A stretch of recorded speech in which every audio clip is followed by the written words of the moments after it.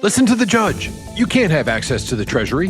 The people gave you answers and they voted for this. They want a smaller, more efficient government. So why are all the talking heads freaking out? We've got presidents ignoring judges, and we've got elected officials in a real panic. All that in this video. Let's start with our former commander-in-chief, good old Joe Biden. Remember when he promised to cancel student debt?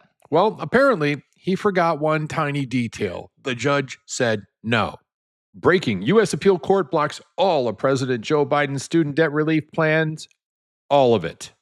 In June of 2023, the Supreme Court struck down Joe Biden's initial plan for broad student loan forgiveness, ruling that the administration overstepped its authority under the HEROES Act. Now, we've got judges telling Biden, no, sir, you can't just wave a magic wand and make debt disappear. And Joe's response was, watch me. I put this post up because I thought it was kind of funny. Did the United States Congress give approval to Joe Biden to forgive student loans? Did Congress give approval to pay illegal aliens? The answer is no. It's like he's playing a game of, quote, debt disappearing act, unquote, and the judges are the party poopers. I thought this was kind of appropriate to put up at this point. It says, and I quote, the Supreme Court tried to block me from relieving student debt, but they didn't stop me. I've relieved student debt for over 5 million Americans. I'm going to keep going. Are you freaking kidding me? They said nothing. Meanwhile, on the other side of the political playground, we've got President Trump. Poor guy can't even sneeze without a judge saying objection. The courts have told Trump no peeking at the Treasury info, even if the American people by voting have said it's okay. It's like they're putting him in a financial naughty corner. A radical left judge said that the Secretary of the Treasury cannot access the Treasury computer system. This isn't just unconstitutional. That ruling is an assault on the very idea of democracy itself.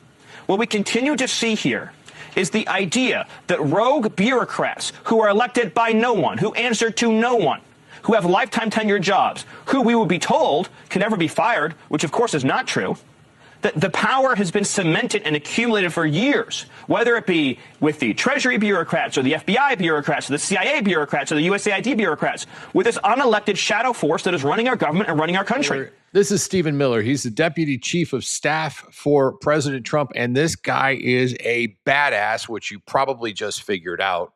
Sorry to let that run as long as I did. Great stuff in there. Now let's compare the two scenarios, shall we?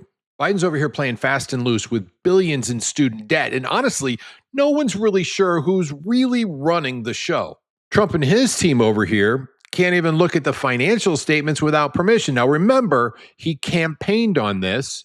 It's like we're living in a political twilight zone, folks, but wait, it gets better. Remember when following court orders was, you know the thing. You know the thing. Apparently, that's so last administration. Biden's approach, I'll cancel the debt now and ask for forgiveness later. Trump has a different approach. He actually has the people behind him and currently an approval rating that is unparalleled. And Biden had a horrible approval rating. So why are they all freaking out? For this, I'm going to suggest Occam's razor principle. The summary of this principle is the simplest solution is usually the right one. They're putting up legal roadblocks, petitioning for uprising, which goes directly against the mandate of the 2024 election and what it insisted upon. So we have to ask the question again, why are they freaking out? The simple answer is getting rid of waste must take something away from them or the people that employ them. They're fighting to protect something or someone or some entity. So what's the synopsis of stupidity? Yeah, I did that on purpose. Why are they screaming at the top of their lungs? Because they're getting something for it. All the people you've seen in this video are multimillionaires. They're making anywhere from $170,000 to $220,000 a year. Almost all of the funds they use to get reelected are provided by NGOs who go through super PACs giving incredible funds towards specific parties' election purposes. That's it. It's that simple. They're protecting their money and their jobs over us, the citizens. It's like a political comedy show, except it's real life, folks. So there you have it, folks. A tale of two presidents and their judicial adventures with a little bit of why thrown in for good measure. And don't forget to tell me what you're thinking, because you're actually the reason we do all of this, and you're the only one that matters. Now, do me a favor, because it will help get the word out. Consider subscribing to the channel. It means the world to me, and the algorithm says, hey, you know what? Maybe they aren't just idiots and they're putting out something of value. Let's get to some humor, and I'll keep the QR code up for the remainder of the video for you. I don't know about y'all, but I absolutely love these classics where we're flashing back to the 50s, the 60s.